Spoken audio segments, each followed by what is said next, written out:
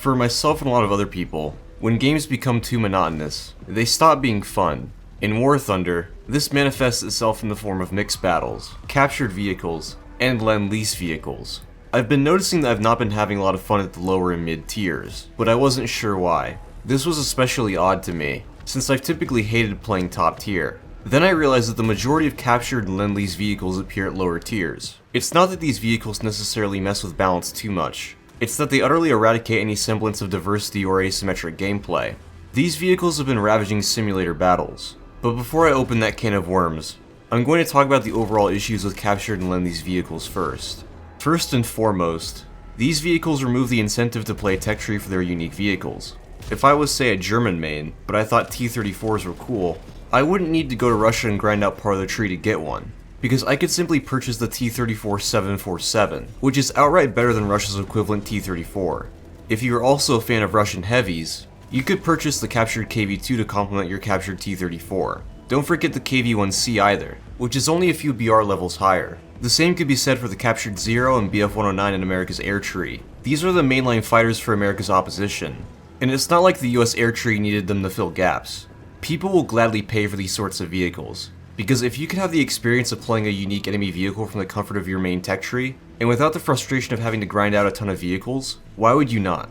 Next is the issue that these captured or Lend-Lease vehicles are often outright better than the originals. The aforementioned German T-34 is a good example, so is the KV-1C. The KV-1C sits at 4.7, however Russia's equivalent, the KV-85, sits at 5.0. The KV-1C is better in pretty much every single way, except for the fact that it weighs about a ton and a half more, and has like 8mm less penetration. France's M4A1 FL10 is another good example. The FL10's rough equivalent is the M4A1 76, which sits 0.3 above it at 5.0. The FL10 has much more penetration, a faster reload rate, faster turret traverse rate, smoke grenade launchers, and slightly better horsepower per ton. However, it also has no stabilizer, no 50 cal, and no APHE.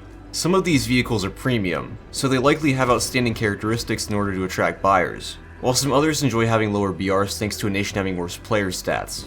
An example of this would be the German M48A2. Another side effect is derived from the fact that when you're playing a tank, you know your weak spots better than anyone. So, if two equally skilled players come up against each other in the same vehicle, it is almost certainly going to come down to whoever shoots first.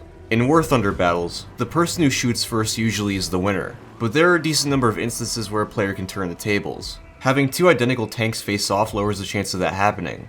This can make matches incredibly boring to play, especially since identical tanks will all have the same characteristics. Part of what makes War Thunder gameplay fun is how tanks with asymmetrical qualities and playstyles interact with one another, and make each engagement different. Some tanks are also more prone to being Lend-Lease or captured vehicles than others. The Sherman and T-34 are great examples of this. Every tech tree in the game has a Sherman except for Sweden, and they could certainly have some in the future, since Sweden purchased a few. I don't know about you guys, but I don't think matches that are 80% filled up by Shermans are particularly interesting. The main reason for using Lend-Lease or captured vehicles is that it helps fill up tech tree gaps. Personally, I don't think gaps are that big of an issue. New players aren't very likely to choose minor nations to start out with. Italy is getting a lot of American vehicles in the next update, but if you look at Italy's win rates for the battle ratings that they're plugging, Italy is already doing just fine. People aren't playing smaller tech trees to play things that are already in larger ones. They're in it for the unique indigenous tanks. The biggest issue with these tanks, however, is in simulator battles. For some reason, Gaijin allows you to take captured and Lend-Lease vehicles in the sim lineup against the original vehicles. The physical differences between them can be as small as one tank having a slightly darker camo, or a change in exterior equipment. It can be borderline impossible to tell vehicles apart, since sim battles typically have engagements take place over much longer ranges, and people can plaster their tank in bushes or decals to make it even more difficult. Not only does this lead to instances where players can exploit their enemy's confusion for basically free kills, but it also leads to a lot of team killing on both sides. If you're aware that the other team has a vehicle that looks exactly like a friendly vehicle, you won't hesitate so much to pull the trigger on one.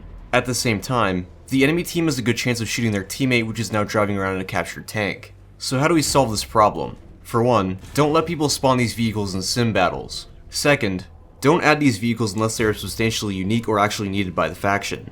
Third, don't give these vehicles an edge. Balance them like you would any other vehicle. And that pretty much wraps it up. As always, hope you guys enjoyed the video, and I'll see you on the next one.